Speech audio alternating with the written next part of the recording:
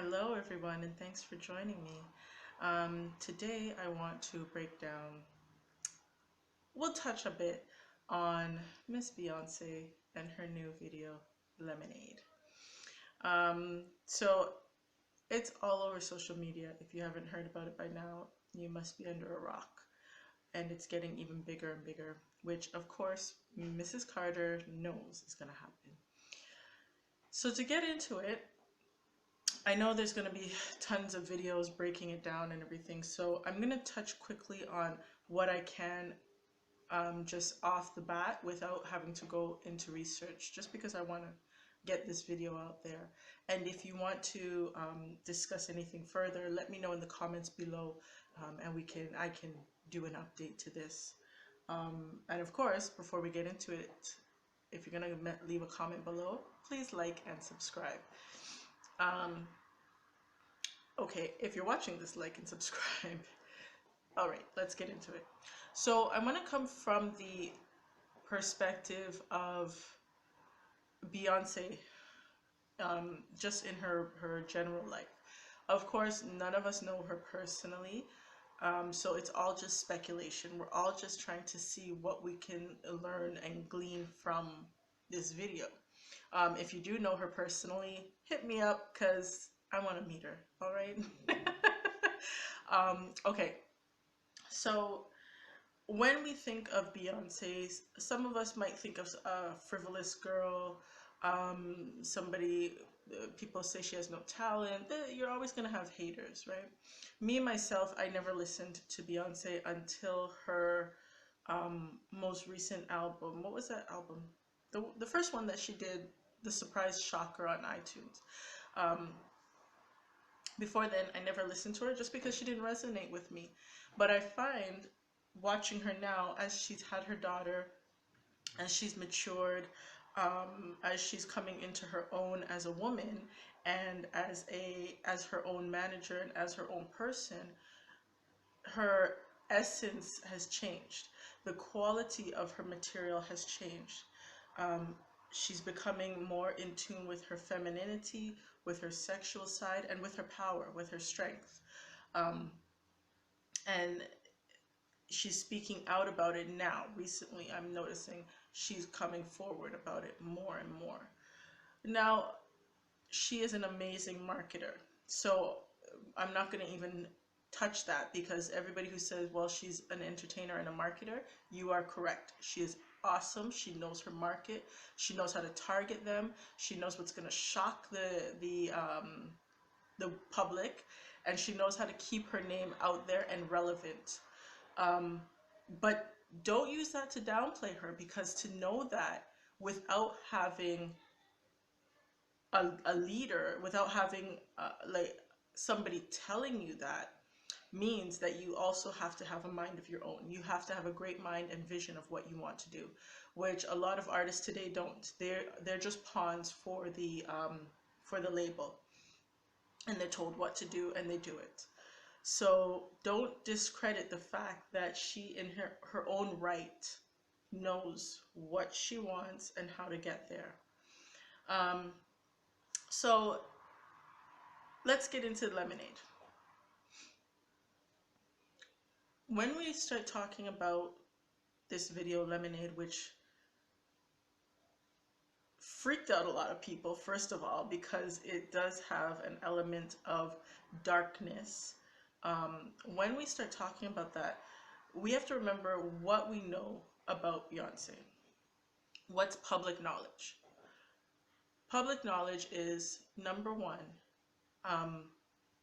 she was raised, breastfed on being a star. Her father brought her through all of this with the knowledge that was like pounded into her that you need to be the best, you need to be a star, you need to work hard every day of your life to get this achievement. Okay, so that's number one. Number two, there's a lot, if you notice, in her family that was going on, not only with her parents, but family members, relatives. You know, we know that Kelly had issues with her own parents, which is why she basically grew up in Beyonce's home as her sister. Like the Beyonce's mom took her in, right? Um, Now in Beyonce's own home, she grew up, first of all, having a demanding dad, demanding in the sense of focused on success and we gotta make it. Number two, she witnessed her dad always being out, stepping out on her mom. You know, I'm pretty sure she saw the late nights that her mom is up. She saw the look in her face when, um, the father's out and the mother knows he's running around on her.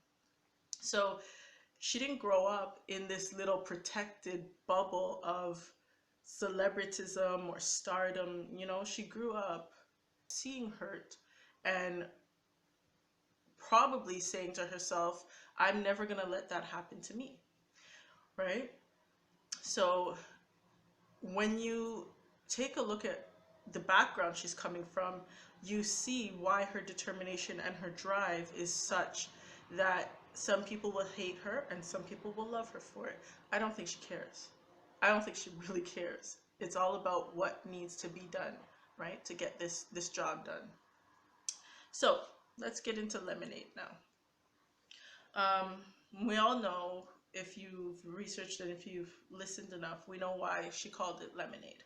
Her mother did a speech, I can't even remember when, maybe 2 years ago, in a women's group, and she talked about feeling like her life was over when this divorce and everything was happening with her husband. Feeling like her life was over, it was all going to end, everything. All that she had been through, the pain and everything, the feeling of worthlessness. And she said her own mother would tell her, when life gives you lemons, you make lemonade. And that that was the great alchemy. Her mother, she said, was an alchemist. So when you look at what Beyonce's doing, basically the tribute to her growth and her life is lemonade. When life gives you lemons, you make lemonade. You squeeze the shit out of those lemons. Okay, so now it starts off with her being on a stage. The background is red and she's wearing black, which in itself is very significant in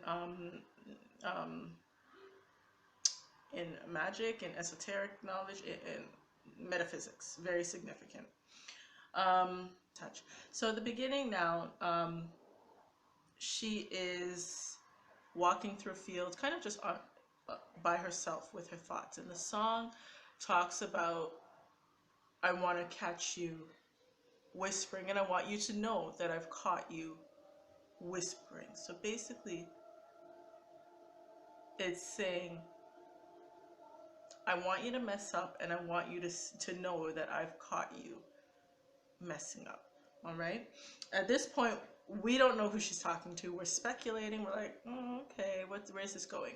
All right, so let's keep going. Let's keep watching. All right, so in the beginning, she's talking. It's titled. Each section has a title, so you basically know where it's going. And in the beginning, it's called intuition. And every woman has our intuition. And every woman who knows that something's happening in their relationship they first feel it in their intuition. So it goes along with that song that says, I want to catch you whispering. I'm praying to catch you whispering, and I pray you catch me listening. Because the intuition says something's wrong. This spiritual bond that we've created here, I feel a different energy coming in. And I don't have the proof yet, but I'm waiting for that proof to surface. Something's there and I can't put my finger on it, but I'm waiting. And then it goes on to a scene where she's on a building and she's dressed in black again. All these parts she's dressed in black. It's kind of like the darkness that she's going through right now, and the anger and everything, is dark. So she's on the building and she jumps off of the roof into water. And now she's shedding the black outfit. And this part is titled Denial. And these are all the things that we go through. We're going to deny it, right? Um, and in this part, it's all underwater. Now, water is extremely symbolic because it's meant as purification, as cleansing, as it's always used in rituals. Um, it's used as like an in some religions, it's used as an offering to the gods, for purification. So she is going through this transformation, and this is the part that freaked me out myself personally watching this, because I was like, when you see this part and she's reciting these poems, and they speed it up for visual effect, but you know, some sorcery and witchcraftiness is going on in this scene. So she's basically having her transformation. She's calling on what she needs to call on and allowing it to strengthen her and transform her. All right. And I love what she says here. But in this part, when she's shedding the blackness and she's underwater, and she says, I tried to be prettier, I tried to be softer, I tried to dumb myself down more. Basically, you're trying to be what you think will bring the attraction back to you. And I love what she says at that part, because I think every woman who's kind of been in that type of situation with a man will say, well, maybe I'm not pretty enough, maybe I'm not feminine enough, maybe I'm too, you know, to myself, let me try to change a bit, and maybe that's why he's looking on the outside. So she's kind of voicing what every single woman who's been in that situation, the thoughts that go through their head. Okay, and so once she's going through this transformation in the water, there's one part. I'd love to be able to slow down the video, because you know when they're doing like horror videos and they speed it up so it looks creepy, but there's a part where there's a darkness that goes in her mouth, and she's blowing out bubbles of air, but you can, I just caught it right now. You see like this dark shadow going in her mouth, and she swims out. And now she's coming out of what looks like a cathedral or a important building anyways, and she's in yellow. All significant. Like when you're watching these things, I pay attention to the words that are put on the screen, to the words. Any words that you see is not random, right? Any colors, not random. So what she's dressed in, they picked that outfit for a reason, the color yellow for a reason. And as she's opening the doors, the flood of water is at her feet. So she's been birthed into something now. And many people, you'll see, I'm sure you're going to be able to see a lot of other videos that are going to be made that are going to talk about what deity she's being birthed into, and who she's been calling on for the help to get through this point, right? Okay, so now the water is coming out. The water that she's being born. Basically, she's being born. The doors open, it comes out just like when a baby's being born and that amniotic fluid pours out. This is her being reborn. And as she goes through this part of the song, it's a good song. I like I like it. But as she goes through this part of the song, she's saying to him, you know, all of these girls out here who you think you're messing around with, but I love you. They don't love you like I love you. I have the real love for you. And she says, you know, if you weren't on top, if your name wasn't big, if you didn't have me, they wouldn't be running you down the way it is. And this is true. We know this is true. Like women, not we, but the women out there who do these things, they know why they do it, and they know what attracts them to it. Once a man's got a ring on, they start flocking, because it gives them that self-worth to think that they can kind of break up something, especially if she's talking about herself. We don't know yet. We're all speculating. But if she's talking about herself, Okay, so if she is talking about herself and her relationship as well, which it's really interesting because I've never seen her make so many personal references. You know, she'll leave us hanging, she'll leave us a vague reference or whatever, but she's really making this personal, which is kind of throwing people for a loop because they're like, is it a publicity stunt, or are you really kind of just opening up and doing your own catharsis, your own healing? But basically, if she's talking about herself, if her husband was with anybody else, it wouldn't be such a game to try to break them apart. But because of who she is, her beauty, everything, it makes people want to try even harder to break that apart.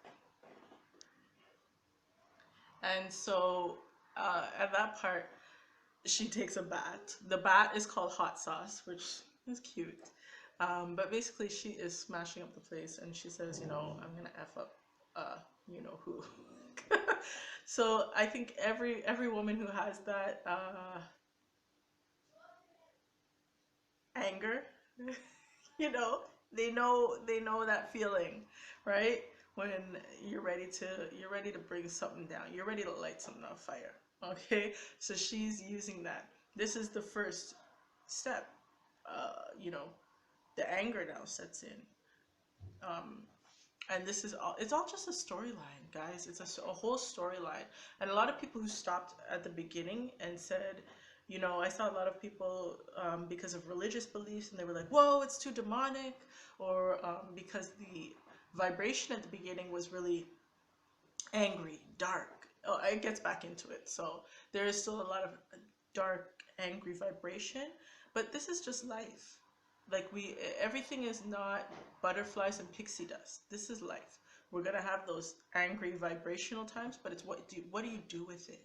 And with this, you have to get to the end because before I spoil it, but um, there's duality in everything. There's yin and yang, good and evil, peace and fear, calmness and anger. There's duality in everything. We can't run away from anger and all of these things, but it's what you do with it, what you channel that energy into, where you're going to direct it and fuel it. That's where we get it wrong. A lot of times we use that energy, we blow up, and then we've just wasted a whole bunch of creative power that could have been put into something, and we've wasted it instead on like destroying ourselves. That's where the error is, not in the fact that something looks dark, something looks scary, or something looks demonic, um, because basically when you look at religions, they've taken that to put a label on what's demonic. um, Religion was created to kind of squash people. That's why all of the African spirituality, all of the native Indian spirituality, everything was looked at as evil because there was a power in it. There was a connection to the world, to the planet, to spirit. And so what they had to do was demonize it so that you can control people. So that's a whole other video. I mean, if you want us to have a talk about it, leave a comment down below and I'll make a video about those type of things. I mean, even in the Bible, which, you know, Christianity will say like these things are bad. Even in the Bible, the high priests were using divination. Okay, so it's something that one type of people will use to have power over another. And when we realize that, we stop getting scared of certain things because yeah, once you realize that it's been set up as a system like that, you stop being afraid. Okay, rant over. I kind of went on a side note, but leave me a comment down below if you want me to make a video, because I'm not gonna make a video about it just for the sake of it, because it does take a lot of energy, and the The energy that people will come back with is very combative because you're going against all of their programming. All of a lot of the people who will come against it have never even looked into the foundations of the religion they follow. They've never even opened the Bible for themselves. That kind of thing. And I I've grown past that. I used to be a sucker to be able to be pulled into these arguments, but I've grown past that. I mean, if you want to stay in ignorance, you stay. Um, so let's get back into what we're talking about. All right. So the next step from this now is the step from her like smashing everything, saying, what, I gave you all of this. I kept our in relationship fun and spicy. Like what? So now she's like underground parking lot garage, and this is just like ratchet. The hood is coming out in her, and it's the anger. So this represents like the anger to say basically like, who do you think I am? you know it's a realization of your own power, of your own self-worth, and of your own strength. And just if you look at some of the symbolism in that, she's got her ankh on, she's got her hair back in the braids, and it's kind of like, I'm a strong, not a strong black woman, but this is kind of the pulling from the anger of how dare you? I'm powerful, I've got my own money, I don't need your own, I'm a star, how dare you? Okay. And the symbolism, if when you're going through the video, is a lot of using the dark side. You're coming into harmony with your dark side. And the women around her, you'll notice, are always in the kind of, not, I don't want to say seance because it conjures up a bad thought when you say seance, but they're always around, like, to fuel that power, that strength. And they're helping her call on these energies. Okay.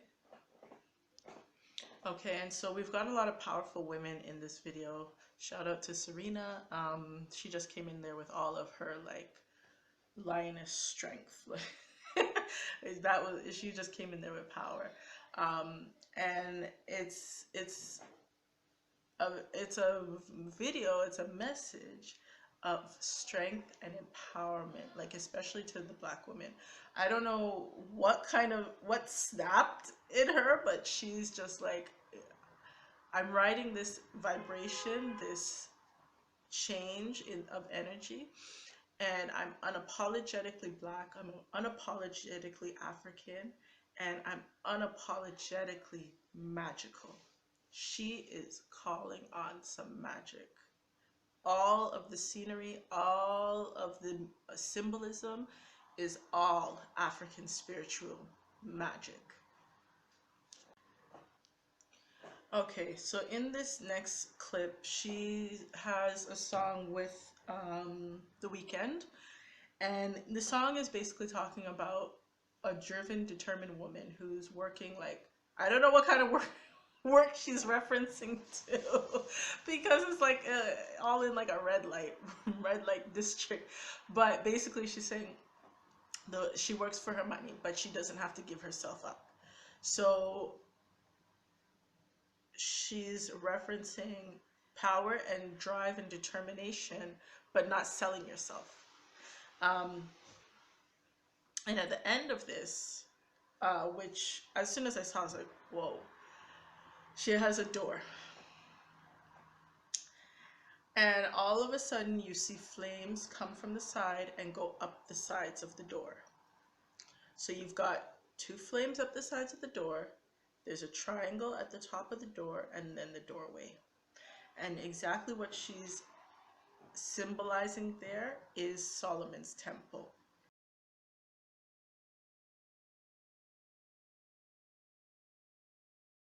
So the two pillars are bronze. They were bronze. And so what she's done is she's used the fire to represent the two pillars. Then you have the triangle, which is the merging of body, mind, and spirit, which gives you the eye, which is the eye of knowledge, all of the knowledge. Remember, so, Solomon was the wisest man on the planet. He knew all the language of the animals, he knew all the language of the birds, he knew everybody else's language. He had all the wisdom of the planet. Okay? And we can also go into that in another video as well. And then you have the door. Now, what's important about what she's doing now is that she's in front of the door walking. And in mysticism, whenever you see the woman in front of that picture, that image of Solomon's temple, it's the high priestess. So now she's in white. There's no more black. From now on, everybody's wearing white. And she is walking and basically saying, I've become the high priestess. I know the power, I know my power, I know my magic, and I'm the high priestess now.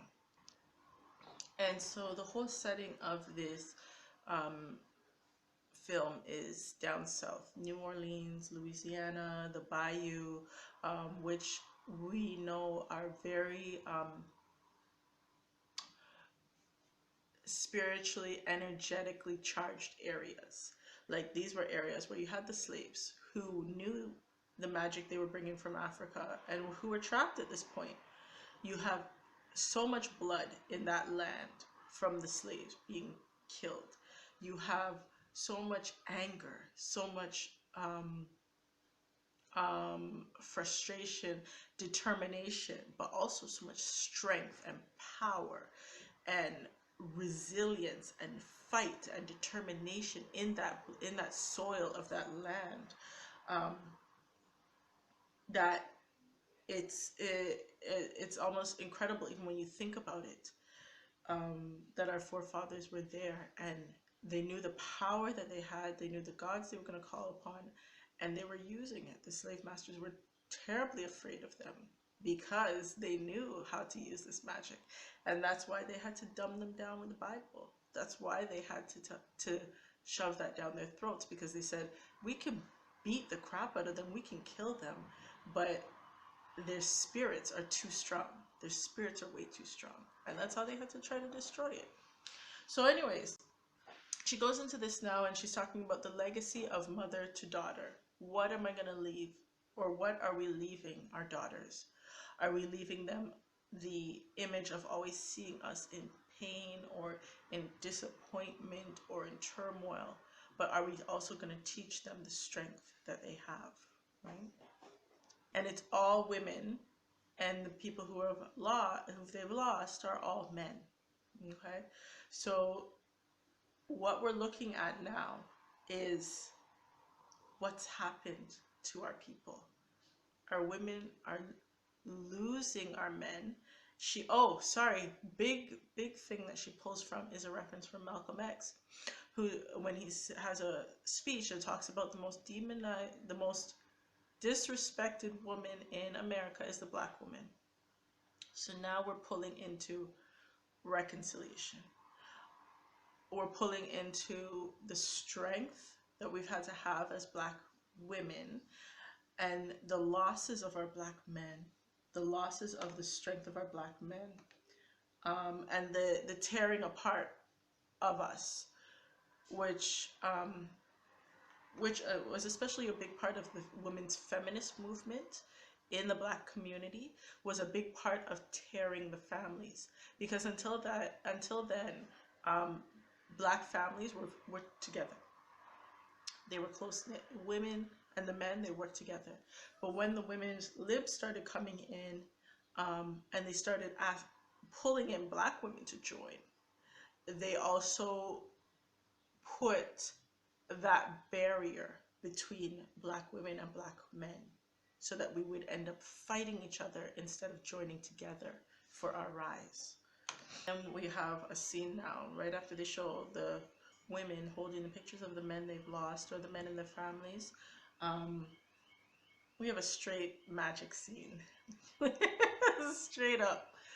And the person comes in and they're wearing the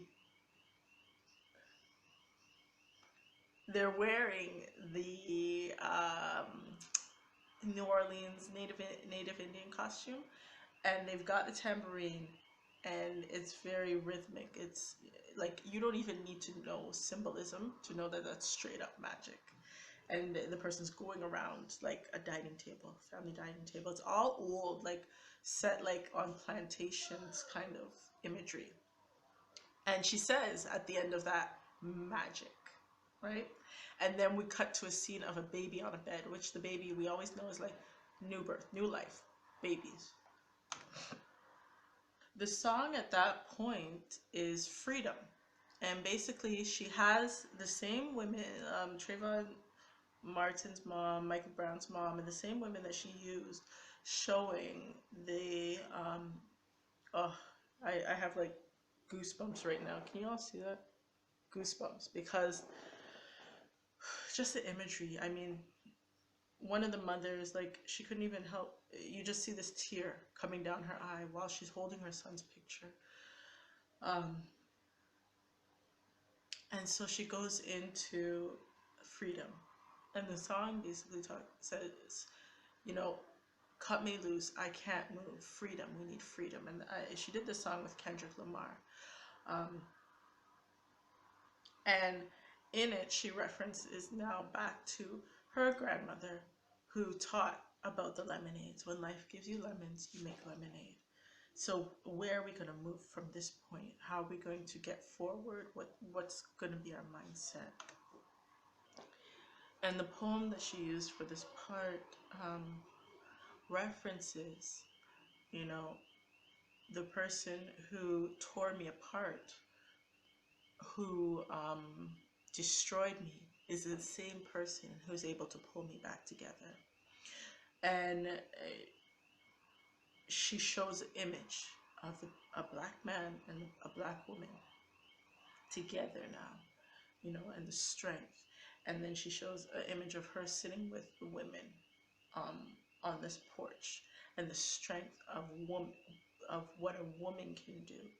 And she shows the women in the field, like not in the field, in the garden, kind of gardening, you know, taking in the vegetables in the basket, and the strength of what women can do, and especially the strength of what women and men can do together on the same page. And from there, she goes into my most favorite song on the album. Um, and she says, love can calm any war. Love can combat any war. So whether you're looking at your personal life, whether you're looking at us as a people, as a nation, as a planet, um, as a species, love is the only thing that's going to conquer every problem, every issue that we have. Um, and the lyrics to this song I love as well because, you know, when you find that person that you are spiritually connected with, mentally connected with, and you're just growing, you know, you don't even have to say words with each other because that spiritual bond is so tight, you're growing together. Um, there are people who are going to infiltrate. And basically in this song, she's saying, you know, everybody wants to, I love how she touch up and rub up and feel up on you, but um, but I'm the one who really loves you, right? Um, everybody, people are always going to infiltrate, but when you know that you have something special, the love will transcend the anger and the hurt and the pain, and you'll see that all those people out there are just trying to get their little kicks. But the realness is with the person who's been by your side, right? The person who you can sit and talk with, have your bedroom talks, and who's going to have your back and fight with you through things. That's where the realness is. And then at this point, it's at the end, and she's showing clips of her and her daughter and her husband. You know, clips as a family, clips of their marriage, clips of her mom's marriage, clips of happy couples, and it's a message of love, love and togetherness and unity and strength. Um, and that's it. And I mean, I love it.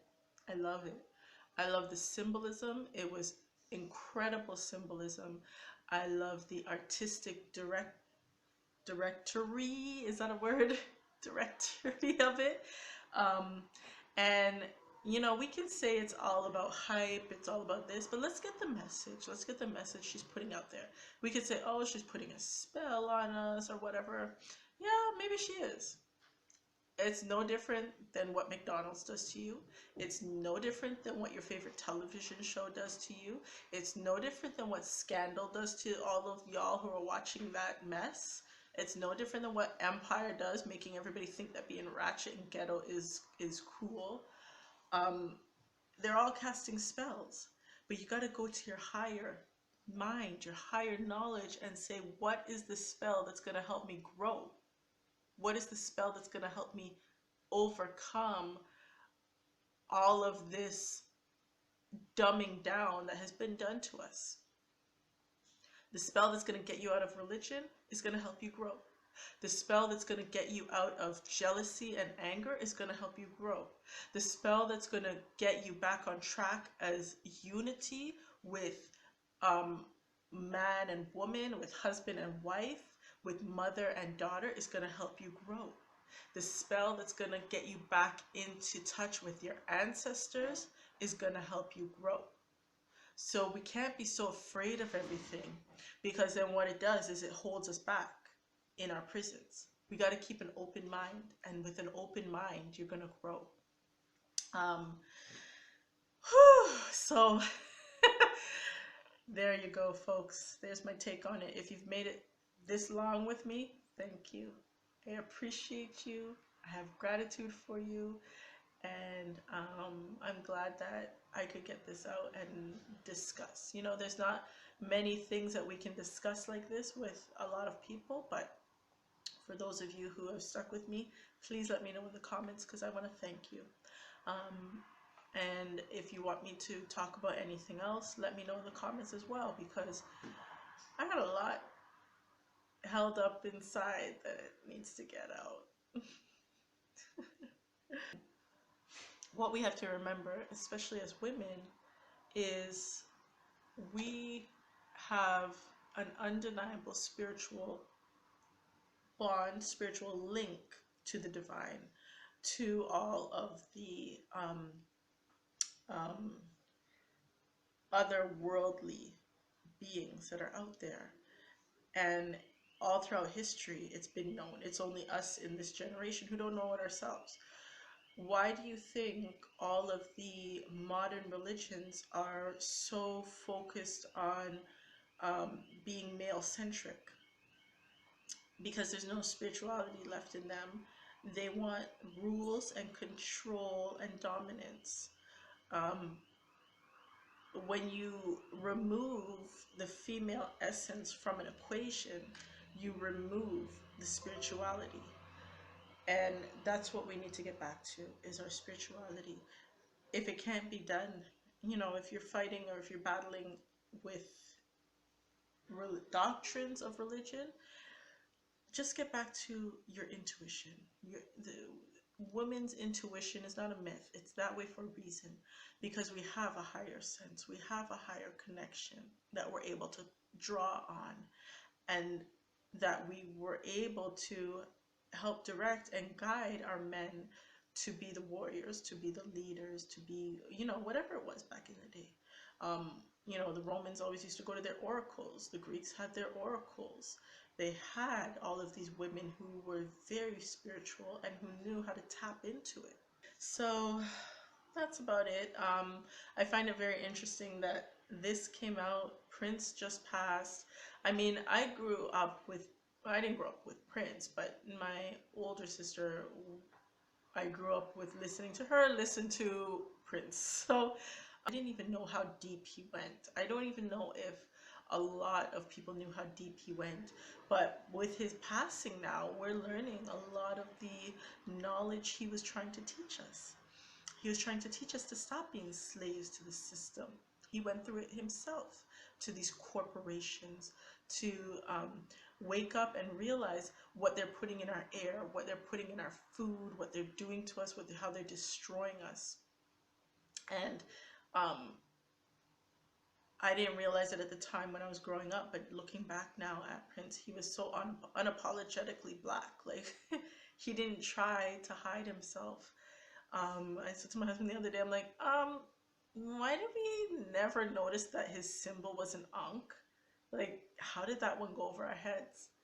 But when they have us so blinded and so dumbed down, you can't even see what's right in front of your face. And that's what they're banking on, that you won't even be able to see what's right in front of your face. We need to wake up from that. And I think we are waking up from that.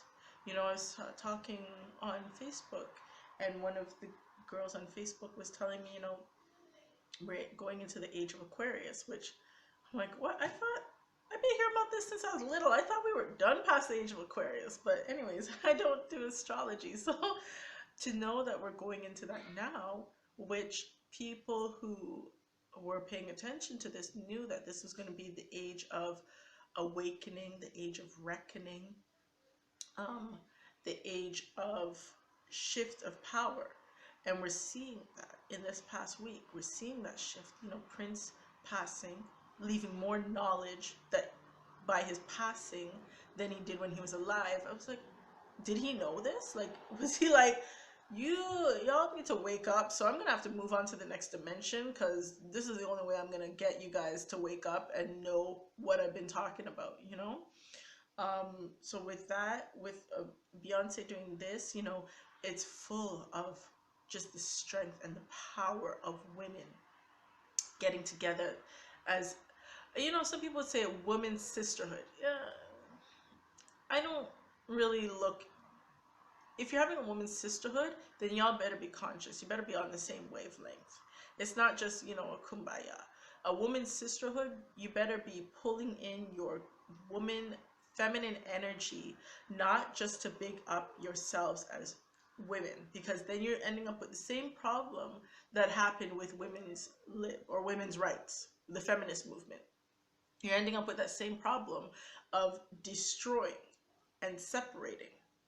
If you're coming together as women to say, we're going to pool our energies and we are going to further our people and our men, because we're going to now send the angels behind them. We're going to send that energy behind them. We're going to put a hedge of protection around them. That's the type of sisterhood you need to have. Not just to say we're going to be black women who are against everybody and against the black man and rah, rah, rah, rah, rah. You're just ending up being used as a pawn in this situation. This is for our growth and for our rise. And that's what needs to be addressed. And in general, as a planet, we need to address that. As a people, we need to address that. But the reason why, I guess, in this age, the energy is focusing on black people, indigenous people, is because we have been totally stripped, robbed, and trampled upon, and we need to grow from that. So there are also people who will say, well, don't look at everything as a color. That is fine. That's great. Maybe years from now, when we've grown from the repair that needs to be done right now, we can say, we are one, we are the world. And it won't work right now, because what needs to be done is the repair, that the breach that's been done has to be fixed. And the only way you can fix that is to learn to love yourself, to remove the programming that's been put into your head that you are worthless. You need to learn to love yourself, heal as a people, and then move forward. So we do have to address the fact that there is racial, that the racism has been used as a weapon, that we have to address that fact before we can get forward. You feel me? But anyways, I'm not going to ramble anymore. So thank you guys for joining me. Thank you for staying so long. Please let me know what you thought in the comments. If you want to add anything, please put it in the comments. If you want me to talk about anything else, please put it in the comments. And please like and subscribe. Thank you. Bye.